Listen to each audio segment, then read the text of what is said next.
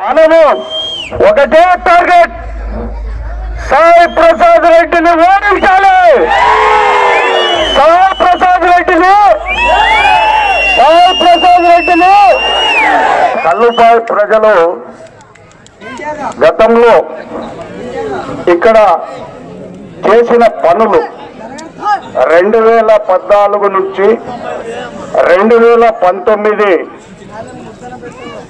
మనం అధికారంలో ఉన్నప్పుడు ఇక్కడ మొత్తం వ్యవసాయ సంబంధించిన మనుషులు ఎక్కువ ఉన్నారు. అలాగే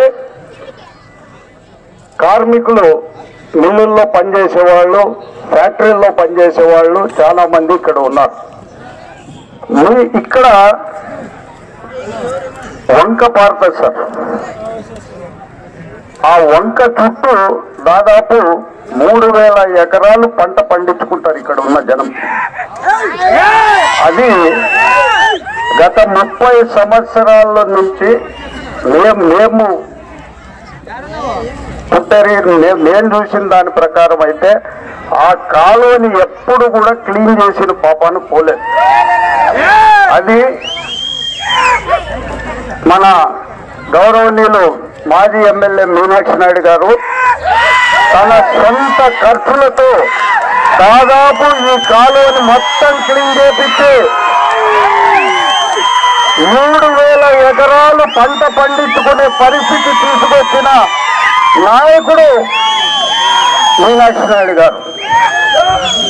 మీరు రేపు ఎమ్మెల్యే అయిన తర్వాత, ఈ సభ చూసిన తర్వాత, ఈ రోజు పొద్దున్నుంచి జరిగిన ప్రతి ఒక్క ఊరిలో ఎక్కడ పోయినా కూడా ఇవాళ బ్రహ్మరథం పడుతున్నారు పార్థసారథికి. ఖచ్చితంగా సాయి ప్రసాద్ రెడ్డి గారు అన్నగారు చెప్పినట్లు ఇంకా 22 రోజులు మాత్రమే మీకు ఎమ్మెల్యే. ఆ తర్వాత విద్యావంతులైనటువంటి పార్థసారథి గారు మన ఆదోనికి ఎమ్మెల్యేగా వస్తున్నారు. ఇక్కడ ఈ ప్రాంతంలో మరుగుదొడ్ల సమస్య చాలా ఉంది సార్. గతంలో కూడా మనం ప్రయత్నం చేశాము. కానీ స్థలాలు అక్కడ ఉన్న నివాసులు ఉన్న వాళ్ళు అక్కడ కట్టేదానికి వద్దని చెప్పిన దానికి అక్కడ ఆగింది. ఇది మీరు యుద్ధ ప్రాతిపదికన మీరు గెలిచిన వెంటనే ఈ ప్రాంత వాసులకు మరుగుదొడ్లు మీరు అరేంజ్ చేయాలని చెప్పి మేము కల్లుబాయి ప్రజల తరఫున మీకు విజ్ఞప్తి చేస్తా ఉన్నాం. అలాగే కల్లుబాయి, ప్రకాష్ నగరు, ఈ చుట్టుపట్టు ప్రాంతాలంతా BC colony, Shankar Nagar, Bhaskar Reddy colony కానీ ఎంతో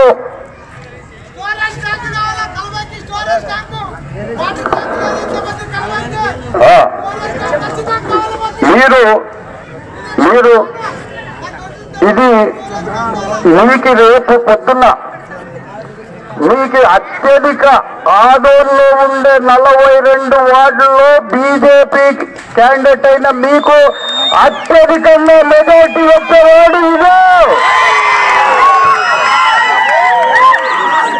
ఇక్కడ అన్ని సామాజిక వర్గాలకు సంబంధించిన ప్రజలు ఉన్నారు సార్. మీరు ఇక్కడ ఖచ్చితంగా ఈ కల్లుబాయి ప్రాంతాన్ని రేపు మీరు అధికారంలో వచ్చిన తర్వాత ఖచ్చితంగా మీరు డెవలప్ చేయాలి. ఇదే కంచుకోట. రేపొద్దున మిమ్మల్ని కూడా మీనాక్షి నాయుడు గారిని అనుకున్నట్లు మిమ్మల్ని కూడా ఇక్కడ ప్రజలు లైక్ చేసేటట్లు మీరు సర్వీస్ చేయాలని చెప్పి నేను కోరుకుంటూ, ఇంకా మా మిత్రుడు జనసేన మల్లప్ప ఈ ఆదోళనలో యువశక్తిని ముందుంటే నడిపించిన మా మల్లప్ప ఆయన పోరాడిన పోరాటం ఇక్కడ ఈ శంకర్ నగర్ లోనే ఉన్న జనసేన నాయకుడైనటువంటి మహేష్ యాదవ్ మీద గతంలో ఆదోన్లో జరుగుతున్న అక్రమాల్ని అన్యాయాల్ని చాలా గట్టిగా పోరాడిన పిల్లోడు అటువంటి మహేష్ యాదవ్ మీద వైసీపీ వాళ్ళు దాదాపు వచ్చి ఇక్కడ ఆ పిల్లోని ఇంటి ముందు వచ్చి దాడి చేశారు. ఇది కాదా దౌర్జన్యం ప్రయత్నించాలండి. అలాగే రోడ్లు అడిగిన పాపానికి, రోడ్లు బాగలేదన్న పాపానికి ఇంటికి తీసుకోపోయి కొట్టలేదు జయప్రసాద్ రెడ్డి. అదే వేలెత్తి చూపిస్తున్నారు మన పార్థసారథి గారు. ఆదోని ప్రశాంతమైన ప్రదేశం. ఈ ప్రదేశంలో గలాట్లు గాని ఇవి ఉండకూడదు. ఆయన విద్యావంతుడు. ఖచ్చితంగా ఆయనకి నరేంద్ర మోడీ గారి దగ్గర, అమిత్ షా గారి దగ్గర, నడ్డా గారి దగ్గర చాలా బలమైన ఫాలోయింగ్ ఆయనకు ఉంది. మీరందరూ ఆలోచన చేయాల్సింది ఏమంటే, ఆదోనిలో మార్పు కోరుకున్నారు. ఆ మార్పు మన ఆదోని నియోజకవర్గం దశ దిశ తిరిగి మళ్ళా మన ఆదోని నియోజకవర్గాన్ని 5 ఏళ్ల తర్వాత పారిశ్రామికంలో కానీ, వ్యవసాయంలో కానీ, తాగునీటి సమస్య కానీ ఖచ్చితంగా పార్థసారథి గారు తీరుస్తారని ఈ కల్లుబాయి ప్రజల సమక్షంగా మేము అడుగుతున్నాం. అలాగే చెప్తాను. అలాగే ఇక్కడ ప్రధానంగా పొద్దున్న వాల్మీకి నగర్ లో ఆల్రెడీ మీరు ఫేస్బుక్ లో ఏమన్నా వాట్సాప్ లో వచ్చింటే చూసింటారు.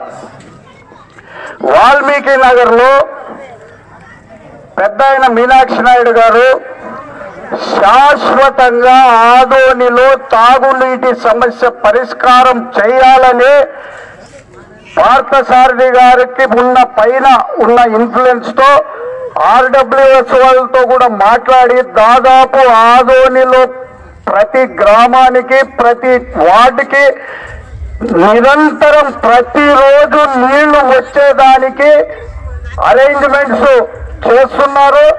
దానికి సంబంధించి 400 కోట్లు ఖర్చు అవుతుందని ఆర్డబ్ల్యూఎస్ ఇంజనీర్లు చెప్పారు. పొద్దున్న పెద్ద ఆయన మీనాక్షి నాయుడు గారు కూడా ప్రజల్ని అడ్రస్ చేసేటప్పుడు ఈ ఒక్క సమస్యని పార్థసారథి గారిని పరిష్కారం చేయాలని చెప్పి వాల్మీకి గుడి సమక్షంలో వాళ్ళ దేవుడైనటువంటి వాల్మీకి గారి సమక్షంలో మన వాల్మీకి సోదరుడైన పార్థసారథి గారిని మీనాక్షి నాయుడు గారు అడగడం జరిగింది. మన ప్రభుత్వం వస్తుంది, గౌరవులు చంద్రబాబు నాయుడు గారు ముఖ్యమంత్రి అవుతారు, భారతదేశానికి నరేంద్ర మోడీ గారు ప్రధానమంత్రి అవుతారు. అలాగే ఆదోని నియోజకవర్గానికి పార్థసారథి గారు ఎమ్మెల్యే అవడం తప్పం. మీ అందరి సహాయ సహకారాలు ఎలాగైతే మీరు ఇక్కడ ఉన్న తెలుగుదేశం పార్టీ నాయకులు, కార్యకర్తలు, మీరు మీనాక్షి నాయుడు క్యాండిడేట్ అయితే ఎలాగ కొట్లాడి పోరాడి చేసేవాళ్ళు అలాగే పార్థసారథి గారికి కూడా పని చేయాలని చెప్పి నేను తెలుగుదేశం పార్టీ కార్యకర్తల్ని, నాయకుల్ని కోరడం జరుగుతోంది. అలాగే జనసేన పార్టీ నాయకులు, సైన్యం, జనసేన పార్టీ నాయకులు కూడా మన మల్లప్పన్నకే టికెట్ వచ్చిందనుకొని మీరందరూ కూడా పార్థసారథి గారిని మల్లప్ప రూపంలో చూసుకోవాలని చెప్పి, అదేవిధంగా మల్లప్ప కోసం ఎలాగైతే మీరు ఫైట్ చేస్తారో అలాగే చేయాల్సిందిగా జనసేన పార్టీ కార్యకర్తల నాయకుల్ని కోరుతున్నాను. అలాగే ఇక్కడ ఎస్సీ సోదరులు ఎక్కువ సార్. ఈ ప్రకాష్ నగర్ అంతా ఎస్సీ సోదరులు ఎక్కువ. ఎంఆర్పిఎస్ నాయకులు కూడా వాళ్ళ నాయకుడు మందాకృష్ణ గారు నరేంద్ర మోడీ గారి మీద హోప్స్ తో ఆయన ఓపెన్ గా మందాకృష్ణ మాదిగ గారు ఆయన మొత్తం ఎన్డీఏ కూటమికి సపోర్ట్ చేయమని చెప్పడం జరిగింది. ఇక్కడున్న ఎంఆర్పిఎస్ నాయకులు కూడా అందరూ కూడా ఎన్డీఏ కూటమి అభ్యర్థి అయిన పార్థసారథి గారికి గట్టిగా కృషి చేసి 2024 ఎన్నికల్లో కల్లబాయి ప్రాంతం నుంచే పార్థసారథి గారికి 2 నుంచి 3 వేల మెజార్టీ రావాలి.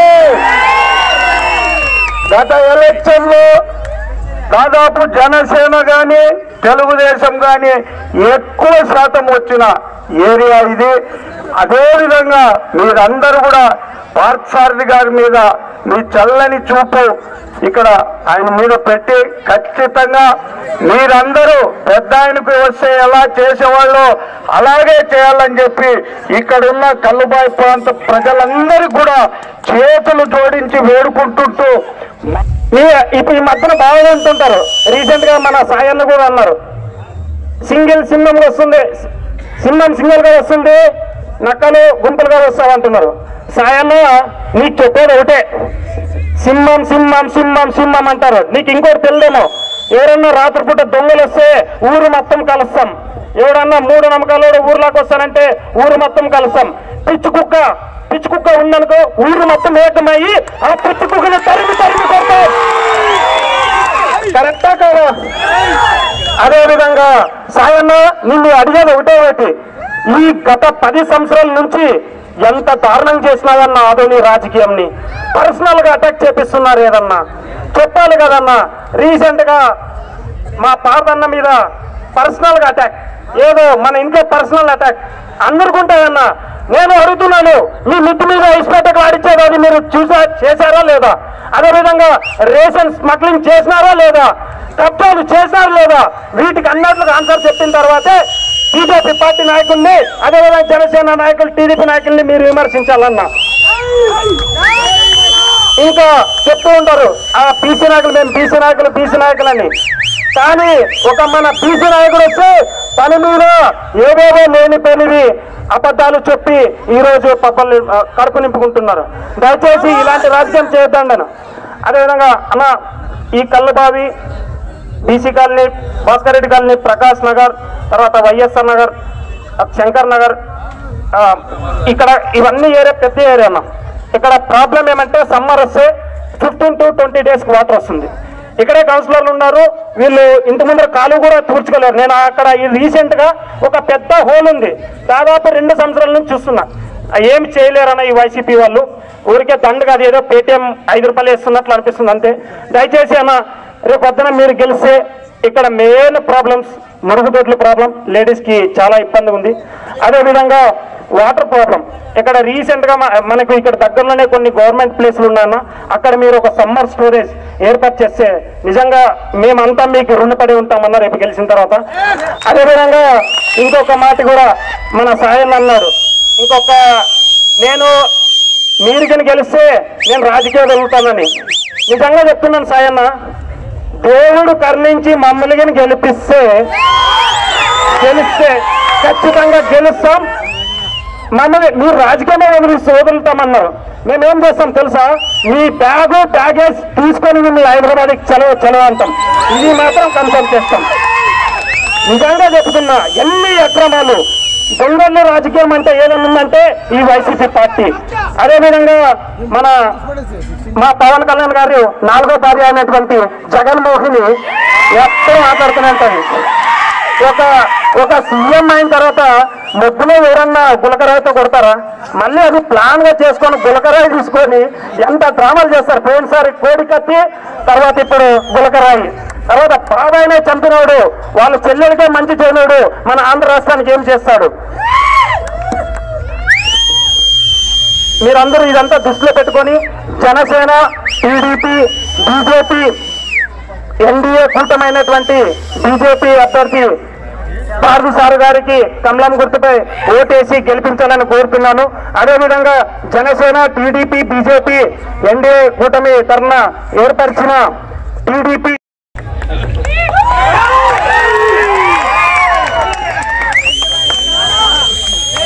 కలుబాయి గ్రామ ప్రజలందరికీ కూడా పేరు పేరున శిరస్సు వంచి నమస్కారాలు తెలియజేస్తాను. ఈరోజు పెద్దలు చెప్పారు, మరుగుదొడ్లకు సంబంధించిన సమస్య ఉంది అని చెప్పారు. అలాగే వాటర్ స్టోరేజ్ ట్యాంక్ కు సంబంధించిన సమస్యలు ఉంది అని చెప్పారు. అలాగే రోడ్లు డ్రైనేజీలకు సంబంధించిన సమస్య ఉంది అని చెప్తా ఉన్నారు. ఇవన్నీ కూడా తప్పనిసరిగా ఈ ప్రాంతంలో చేయాల్సిన పనులు. ఎవరు కంగారు పడాల్సిన అవసరం లేదు. ఏం భయపడకండి. ఇన్ని సంవత్సరాలు మీరు భరించారు. ఇంకా 23 రోజులు మాత్రమే భరించాల్సిందిగా విజ్ఞప్తి చేస్తా ఉన్నా. ఎందుకంటే 23 రోజుల్లో నేను ఎమ్మెల్యే కాబోతా ఉన్నా. అయిన వెంటనే కలుబావుకు వచ్చి ఇదే సెంటర్ లో కూర్చొని మరుగుదొడ్లు కానీ, డ్రైనేజ్ కానీ, వాటర్ సంబంధించిన స్టోరేజ్ ట్యాంక్ కానీ ఎలా చేయొచ్చు, ఏం చేయొచ్చు ప్లాన్ చేసి అన్ని కూడా జాగ్రత్తగా చేసే ప్రయత్నం చేస్తాం. మీరందరూ సహకరించాల్సిందిగా, నన్ను ఆశీర్వదించాల్సిందిగా కోరుతా ఉన్నాను. ఇక రెండో విషయం, చాలా మంది ఇక్కడ మిల్లులు, ఇక్కడ స్థిరపడిన వాళ్ళంతా ఎందుకు స్థిరపడినారంటే పక్కన ఉన్నటువంటి ఫ్యాక్టరీలు కానీ, జిన్నింగ్ మిల్లు కానీ, స్పిన్నింగ్ మిల్లు కానీ ఇవన్నీ కూడా ఇక్కడ ఉండడం వల్ల ఇక్కడ చాలా మంది ఈ కల్లుబాయ అంతా డెవలప్ అయింది. ఒకప్పుడు సెకండ్ బాంబే అనేవాళ్ళు.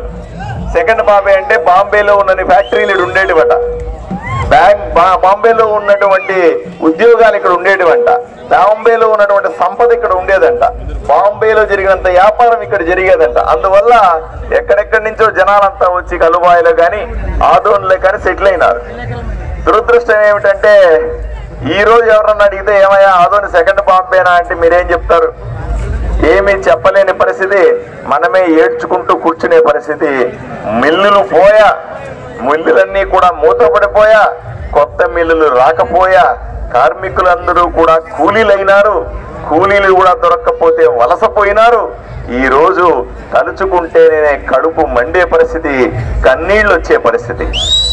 దీని నుంచి బయటపడాల్సిన అవసరం ఉంది.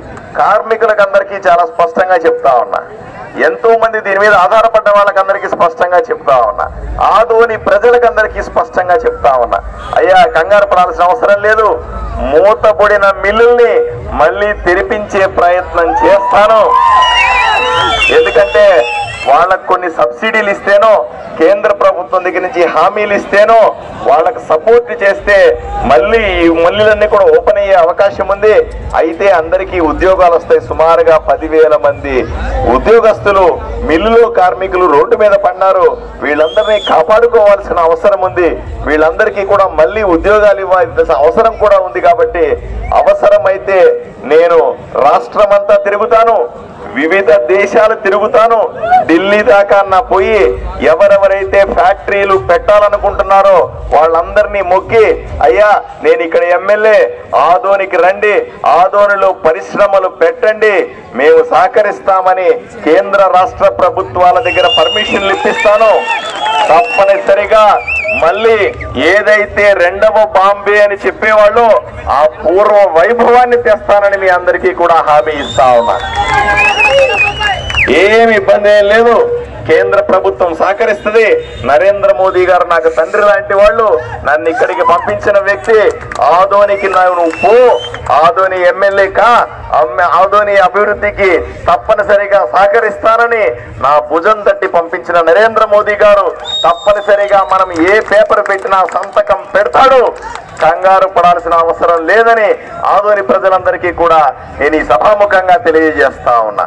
అయ్యా ఇప్పటికి కూడా కొన్ని మిల్లుల్లో ఉన్నటువంటి పిఎఫ్లకు సంబంధించిన సమస్య, ఈపీఎఫ్లకు సంబంధించిన సమస్య, వాళ్ళకి రావాల్సిన ప్రావిడెంట్ కి సంబంధించిన సమస్య ఉందని ఎంతో మంది కార్మికులు నాకు వచ్చి చెప్తా ఉన్నారు. ఇవన్నీ కేంద్రం పరిధిలో ఉంటాయి.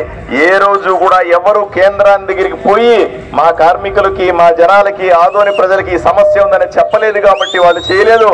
నేను వెళ్తా ధైర్యంగా, నేను వెళ్ళి ఆ ఈఎఫ్ కార్మికులకి ఈ హామీ ఇస్తా ఉన్నా. ఈపీఎఫ్లు కానీ పిఎఫ్లు కానీ అన్నీ కూడా కేంద్ర ప్రభుత్వం దగ్గర క్లియర్ చేసుకొని వచ్చి వాళ్ళ కుటుంబాల్లో సంతోషాన్ని నింపుతానని మీ అందరికీ కూడా హామీ ఇస్తా ఉన్నా. అంతెందుకు యువకులకు అందరికీ కూడా చాలా సమస్యలు ఉన్నాయి. చదువుకున్న వాళ్లకు ఉద్యోగాలు లేవు. ఉద్యోగాలు ఎక్కడికన్నా కావాలంటే తప్పనిసరిగా బెంగళూరుకు పోవాలా, హైదరాబాద్ పోవాలా, కర్నూలుకు పోవాలా. ఈ పరిస్థితిని సరిదిద్దాల్సిన అవసరం ఉంది. మంచి విద్యా సంస్థలు ఇక్కడే పెడతాం. అవసరమైతే ఇంజనీరింగ్ కంప్లీట్ చేసినా కానీ, డిప్లొమా కంప్లీట్ చేసినా కానీ, 10వ తరగతి ఇంటర్మీడియట్ పూర్తి చేసిన వాళ్ళందరికీ కూడా వివిధ వృత్తుల్లో శిక్షణ ఇస్తాం. కొంతమంది సెల్ ఫోన్లు రిపేర్ చేసే వాళ్ళు ఉంటారు, కొంతమంది టైలరింగ్ చేసే వాళ్ళు ఉంటారు, కొంతమంది ఫ్యాన్లు రిపేర్ చేసే వాళ్ళు ఉంటారు, కొంతమంది ఇంకో రకమైన పనులు చేసే వాళ్ళు ఉంటారు, లైటింగ్ చేసే పనులు ఉంటారు, ఊరు కొట్టే పనులు ఉంటాయి.